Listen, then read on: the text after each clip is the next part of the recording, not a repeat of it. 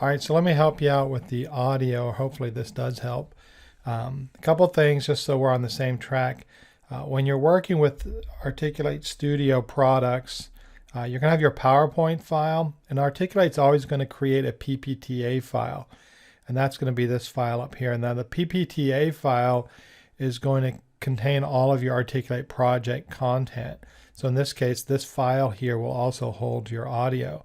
So a lot of times what happens is the connection between PowerPoint and this breaks for whatever reason. Sometimes the PowerPoint files get corrupted. Sometimes these get corrupted, especially when they get moved around, and who knows why that stuff happens on a computer. Now, instead of troubleshooting it, the easiest thing is to just extract the audio that you have in this file and just re-import it, and then that'll create a new PowerPoint file. So the first thing we're going to do, I'm going to show you how to extract the audio. This PPTA file is basically a compressed file, or like a .zip file. It just has a different extension. So one thing you can do is you can rename the extension. So we don't see it here, but you may on your computer. So it'd be the PowerPoint name .ppta, and you can change that to .zip, and that'll make it into a compressed folder, and then you can extract that or open it up. I use a free application called 7-Zip. So if I right click on there, I have 7-Zip, and you can download that from the internet. And I'm just going to extract that to a folder. And then you can see it created a folder here. And then inside the folder is a narration folder. And then inside there, it's going to be all my audio tracks. Now, unfortunately, PowerPoint always starts with a 256. So you're going to get this weird numbering. But this should be in sequence. Unless you did multiple recordings, then the numbers may be out of whack. So what you want to do is make sure that these are in sequence when you import them. So what I typically would do if I had to do this is I would just listen to each one and then mark it slide 1, slide 2, this is slide 4, whatever, so you know which slide they go on. And then you'll notice down here there's like a track C 256. That's basically a compressed version of this. So these right here you can ignore, or the ones with the C's in them you can ignore. The only ones we care about are these ones right here. Now ideally you have audio on every slide and it just runs in sequence, so that'll be the easiest thing. But renaming this is pretty simple. It's just a matter of right clicking and just renaming them real fast. So let's say we've got our audio, so that's all fine. What we want to do, I'm going to go ahead and delete this PPTA file. When there's no PPTA file, and if I open up PowerPoint, since there's no PPTA file, Articulate doesn't have any content to insert in there. So if I go into the Articulate tab and I go to the audio editor, what you'll notice is these are different animations. All the animations and the slide timing, everything's intact. The only thing it's missing is the audio.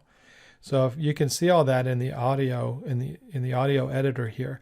So you could do a batch import, or you can import slide by slide. We'll go ahead and just I'll do a single file first. So I just have to find my audio, which is in that narration folder. So we'll just take 256. I hit open, and you can see we want it in the current position or at the beginning of the slide. Hit OK.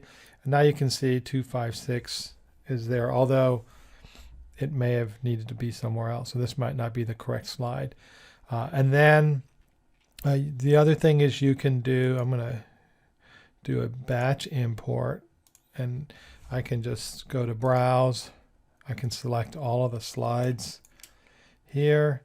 Audio files, hit OK, and then you can see it's going to bring them in. This is where titling them is going to be easy, because then you'll know, okay, track 256 goes on 1, maybe 260 goes on 6, so you'd actually have to come in here and you can move them down and get them into the right spot. So you can organize them, make sure they're set up the way you want to. When they're all ready to go, hit OK, and then it's just going to import them all. And of course, I think this crashed because I was doing a slide recording. That always seems to happen.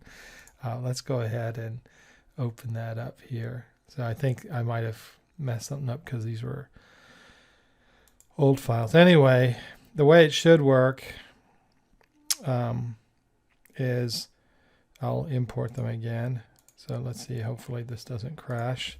I think sometimes when you do the screen recording, I've got two things going on. So we're going to go ahead and import those. I'm going to hit open. I hit OK. Hit OK. All right, so it imported them, so you can see the audio came in, the synchronization, everything's right the way it should be. And then you can hit save and close, and then you just have to republish it. Now, one thing that I do when I've got all my audio set up, before when I'm done with everything, I want to make sure I have all my audio saved. So I'll do this. I'll click on this icon here, and there's the export, and I'll just export the MP3s. And I'll just put them in the folder here. And you can see what it does. It's going to export them, and it's going to give each audio track the slide title name. Now, in this case, they're just slide 1, 2, 3. But if there were titles for the slide, those would show up in the files as well. So if we look at them, you can see it created a batch of audio and tells me what slide they go on. And then I would just save this in archive. So if I ran into an issue with audio, I've got all my audio and they're already titled and everything, so it's going to be a lot easier to import those. So hopefully that helps. So the key thing is make sure you have the PowerPoint file, and then make sure you have the PPTA file. If you don't have the PPTA file, then that's not going to work because you don't have the audio. But if you do have the PPTA file, it's just easier to extract the audio and then re-import it. And that'll just, as you can see, that only takes a minute or so to do that. That's a lot easier than trying to troubleshoot and figure out what went wrong. And then you just need to save the files. Hopefully that helps.